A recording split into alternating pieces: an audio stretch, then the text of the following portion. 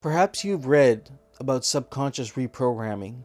Maybe you've tried some manifestation techniques, but no matter what you try, nothing seems to work. There seems to be a missing ingredient, something that's blocking you from tapping in to this massive amount of abundance, great relationships, or this ability to overcome your health problems. And when you realize there's a tiny tweak you gotta make, a simple change or shift in your mindset that'll make all these things possible, your mind will be blown, just like as mine was. And I've been reading a couple books on this lately that I'm excited to share with you. So with that being said, let's get right into it. Now this mindset technique has two parts to it, so definitely stick around to the end of the video so you can get the complete picture on how to actually plug into this manifesting technique or whatever you may be learning. This really works with any sort of belief shifting system. It's just something they all seem to overlook. And my journey shifting reality or realizing that I was able to create as I was created started earlier on when I was working as a paramedic, observing thousands of patients moving between the cancer ward and the hospital. And on these transfers, what I realized is there was something that people were able to heal from, even some of the harshest and rarest cancers were able to do, compared to those who were dealing with other types of illnesses that often would succumb to them, was literally this missing ingredient. And it's something I even seen going to help elderly people who are living a wealthy, abundant lifestyle. So this comes from Bob Proctor, and basically he sums up reality shifting in a series of a few very simple components. There's your conscious mind that's capable of producing thoughts. You decide what thoughts are produced. But then there's also your subconscious mind that's able to store many of your thoughts in the form of a feeling, combining thoughts with emotions to store them as a feeling. And this essentially makes up the first part of your mind. But from the combinations of your conscious thoughts and your subconscious programming, that script running in the back of your mind, that is literally the womb of your reality. We're going to get to this in a second, but how or what the womb of your reality even means will create something called a vibe, a vibration, a frequency that's generated, that is scientifically proven by the Institute of Noetic Science, where they've proven that this thought and emotion creating a feeling emanates through the heart. And when it emanates through the heart, it creates an electromagnetic wave similar to the electromagnetic waves that come from your brain. And it's been shown that the heart is capable anywhere from 50 to 5,000 times more powerful electromagnetic waves than the brain, which is a really fascinating discovery in the field of noetic science, or studying the inner knowing.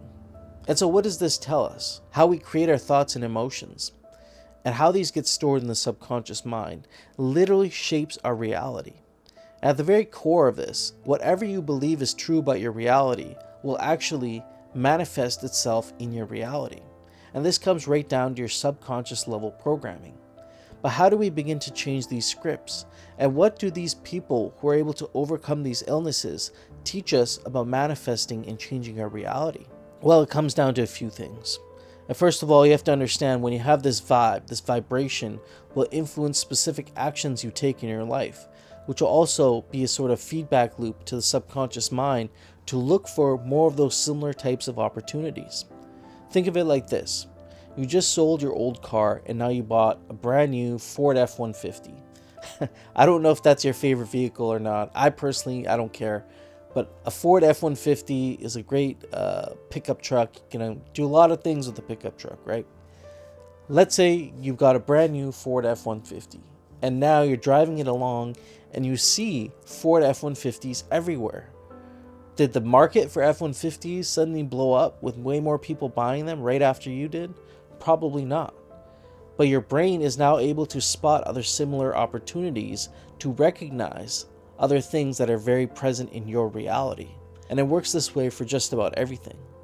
So what is this missing ingredient that even people who understand this right here, struggle to create their desired results. And that comes to two forms of power.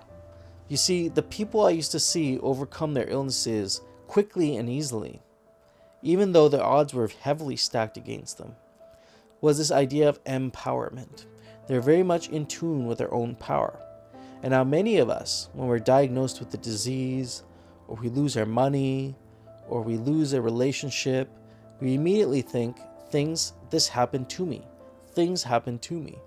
And we begin to look for more reinforcing information to reinforce this belief that things happen to me.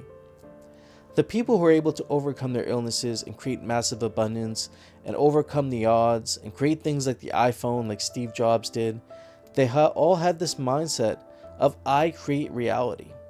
I create reality in the image of how I was created. And even the great books say this. Look at the Bible. The kingdom is within you. And the temple was built with no hands. That's another saying. Is that temple is between your two temples. That is your kingdom.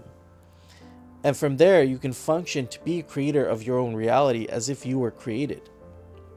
They all understand this. And this is sort of called operating from the causal plane. Because the vast majority of people, things happen to me, don't make a connection between the things that they're suffering or dealing with are actually a direct cause based on thoughts and feelings that they've generated in the past from their long-held beliefs.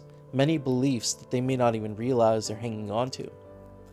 And this is a radical way of taking responsibility for reality, which it requires a type of personal growth and shift in your vibe. But as soon as you begin to think from this causal plane, again, remember, what you believe is true about your reality will be reinforced to show you that it is true. And so when you move up in frequency and begin to operate from this causal plane, taking responsibility for every action. Okay, you got diagnosed with cancer. What were the things that I would have done to possibly contribute to this? Beginning with your physical aspects, your diet, the exercise, that sort of thing.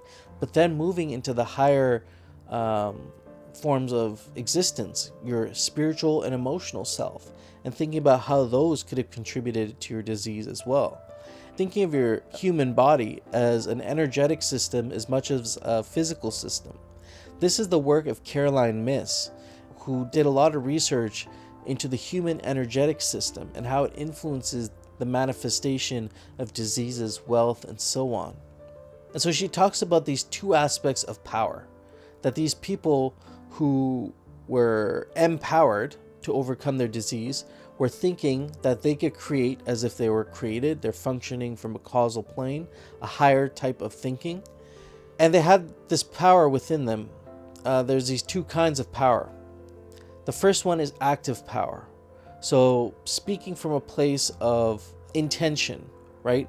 What do all the major religions and what do all the major meditation practices require, or even mystical experiences require from us? An intention. When we go into something with intention, we're planting a seed that we're then going to nurture with positive thoughts and positive emotions to create a positive feeling, which then creates a positive vibration, which results in you taking positive actions, which then creates a positive result. And in doing this, time and time and time again, the brain will begin to look for opportunities that will continue to help you move in that direction. Just like when you drove that Ford F-150, you were able to see things in that likeness. It'll do the same thing for this path that you begin to go down. And while it's a difficult thing to quantify, because we live in a logical left brain society that wants us to put everything into measurement and numbers, not really operate off the basis of a feeling, because people who operate off the basis of a feeling are called delusional. But that's a whole nother side of your mind that we don't use. And so in tapping into your active power, by beginning to realize that you can make choices today based on new beliefs that you're choosing and taking action on those new beliefs, you'll automatically begin changing your vibration, your level of frequency, which will not only have a direct relationship to your physical situation, maybe wealth, money, power, relationships, but will also have a feeling of helping you see opportunities that you've never seen before. And that's the magic of raising your vibration and beginning to go on this journey of subconscious reprogramming. But if you don't realize that you're operating from a place of passive power, where things happen to me, then it doesn't matter what belief system you choose. It doesn't matter what manifestation technique you try. It's not going to work. And if you're interested, I do a one-on-one coaching program. Link is down below. Subscribe to the channel if you have not already. And until next time, peace.